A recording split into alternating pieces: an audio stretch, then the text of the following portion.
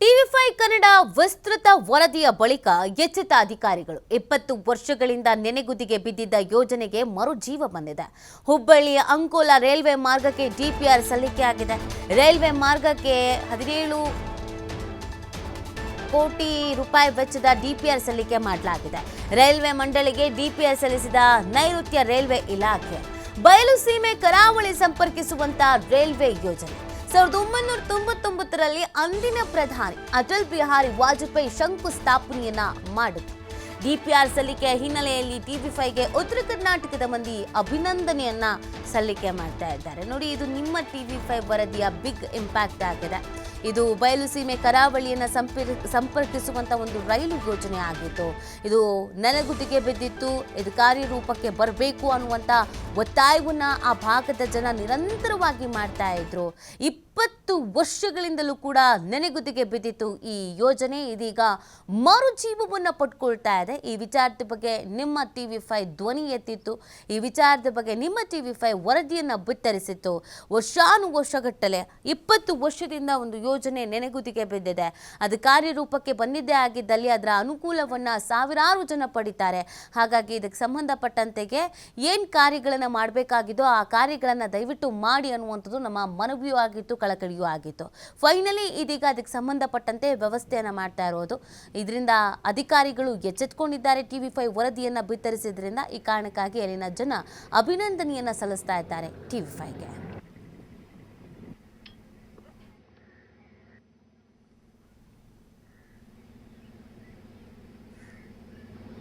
ಇದಕ್ಕೆ ಸಂಬಂಧಪಟ್ಟಂತೆ ನಮ್ಮ ಪ್ರತಿನಿಧಿ ಯಲ್ಲಪ್ಪ ಒಂದು ಚಿಟ್ಚಾಟ್ ನಡೆಸಿದ್ದಾರೆ, ನೋಡೋಣ ಬನ್ನಿ.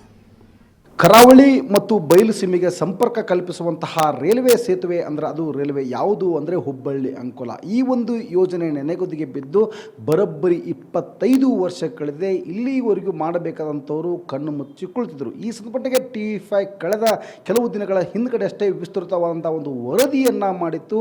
ವರದಿಯಿಂದ ಎಚ್ಚೆತ್ತುಕೊಂಡಂತಹ ಸೌತ್ ವೆಸ್ಟರ್ನ್ ರೈಲ್ವೆ ಈ ಸಂದರ್ಭಕ್ಕೆ ಬರೋಬ್ಬರಿ 17,147 ಕೋಟಿ ರೂಪಾಯಿ ಒಂದು DPR ಸಿದ್ಧತೆ ಮಾಡಿ ರೈಲ್ವೆ ಮಂಡಳಿಗೆ ಕೊಟ್ಟಿದೆ.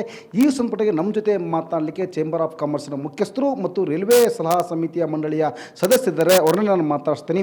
ಸರ್, 25 ವರ್ಷಗಳ ನೆನೆಗುದಿಗೆ ಟಿವಿ5 ಸಂಪುಟಕ್ಕೆ ಒಂದು ವರದಿ ಮಾಡಿತ್ತು. ವರದಿ ಹಿನ್ನೆಲೆ ಈಗ DPR ಸಲ್ಲಿಕೆ ಆಗಿದೆ. ಸರ್, ಏನು ಹೇಳ್ತೀರಿ? ಪ್ರಪ್ರಥಮವಾಗಿ ಟಿವಿ5 ಮಾಧ್ಯಮದವರಿಗೆ, ಅವರೆಲ್ಲ ವರದಿಗಾರರಿಗೆ, ವಿಶೇಷವಾಗಿ ಕರ್ನಾಟಕದ ಎಲ್ಲ ಜನತೆ ಪರವಾಗಿ ಅನಂತ ಮನಪೂರ್ವಕ ಧನ್ಯವಾದಗಳು. ಯಾವುದೇ ಒಳ್ಳೆ ಕೆಲಸ ಮಾಡಬೇಕಂದ್ರೆ ಮಾಧ್ಯಮವು ತನ್ನ ಭಾಳ ದೊಡ್ಡ ಜವಾಬ್ದಾರಿ ವಹಿಸಬೇಕಾಗ್ತದೆ.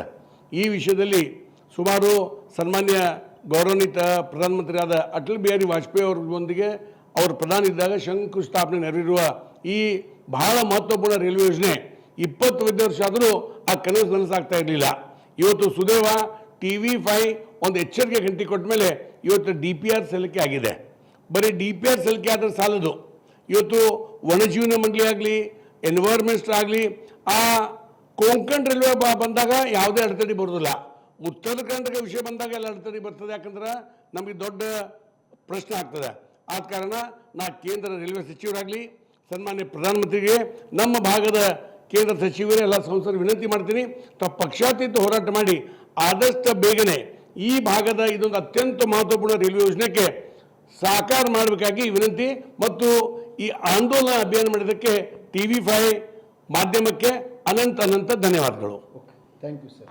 ಸರ್, 25 ವರ್ಷಗಳ ನೆನೆಗುದಿಗೆ ಬಂದಂಥ ಯೋಜನೆಗೆ ಈಗ ರೈಲ್ವೆ ಮಂಡಳಿಗೆ ಒಂದು ಅನುಮೋದನೆ DPRಗೆ ಒಂದು ಸಲ್ಲಿಕೆ ಆಗಿದೆ. ಸರ್, ಏನು ಹೇಳ್ತೀರಿ? ಈಗ ನಾನು ಪ್ರಪ್ರಥಮವಾಗಿ ಟಿವಿ5 ಅವರು ಮಾಡಿದಂತಹ ಸರ್ವೆ ಆಗಲಿ, ಒಂದು ಫಾಲೋಅಪ್ ಆಗಲಿ, ಅದಕ್ಕೆ ನಾನು ಕರ್ನಾಟಕ ಚೇಂಬರ್ ಆಫ್ ಕಾಮರ್ಸಿನ ಸದಸ್ಯರ ಪರವಾಗಿ ಹಾಗೂ ನಮ್ಮ ಕನ್ನಡಿಗರ ಪರವಾಗಿ ಪ್ರಪ್ರಥಮವಾಗಿ ಅವರಿಗೆ ಒಂದು ಧನ್ಯವಾದಗಳನ್ನು ಹೇಳ್ತೀನಿ.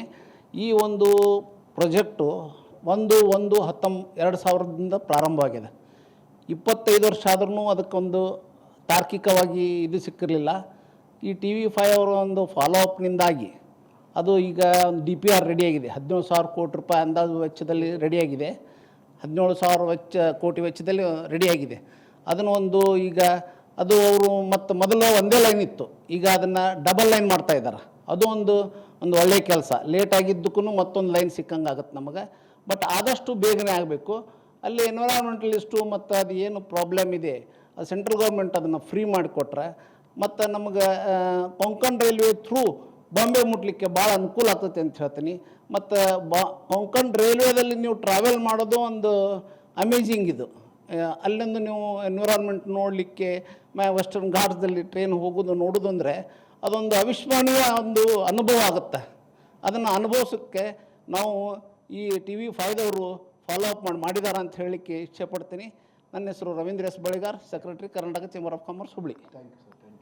ಈಗಾಗಲೇ ಒಂದು ಕಡೆ ಅಂತಂದರೆ ಏನು ಸೌತ್ ವೆಸ್ಟರ್ನ್ ರೈಲ್ವೆ ಏನಿದೆ, ಈಗಾಗಲೇ ರೈಲ್ವೆ ಮಂಡಳಿಗೆ ಒಂದು DPR ಸಲ್ಲಿಕೆಯನ್ನು ಮಾಡಿದೆ. ಆದಷ್ಟು ಬೇಗ ಇಲ್ಲಿ ಅಂದರೆ ಕೇಂದ್ರ ಸರ್ಕಾರ ಮತ್ತು ರೈಲ್ವೆ ಮಂಡಳಿ ಈ ಒಂದು DPRಗೆ ಗ್ರೀನ್ ಸಿಗ್ನಲ್ ನೀಡುವುದರ ಜೊತೆಗೆ ಇಲ್ಲಿ ಅಂದರೆ ವನ್ಯಜೀವಿ ಮಂಡಳಿಯಿಂದ ಅನುಮತಿ ಸಿಕ್ಕು ಆದಷ್ಟು ಬೇಗ ಇಲ್ಲಿ ಅಂದರೆ ಕಾಮಗಾರಿ ಮುಗಿದು ಉತ್ತರ ಕರ್ನಾಟಕ ಭಾಗದ ಅಂದರೆ ಬಯಲು ಸೀಮೆ ಮತ್ತು ಕರಾವಳಿ ಭಾಗಕ್ಕೆ ಒಂದು ಸಂಪರ್ಕ ಆದಷ್ಟು ಬೇಗ ಕಲ್ಪಿಸುವಂತ ಆಗಲಿ ಅನ್ನೋದು ಇಲ್ಲಿನ ಜನರ ಆಶಯ. ಕ್ಯಾಮ್ರಾ ಪರ್ಸನ್ ಜೊತೆ ಯಲ್ಲಪ್ಪ ಸೊಲರ್ಗೊಪ್ಪ, TV5 ಹುಬ್ಬಳ್ಳಿ.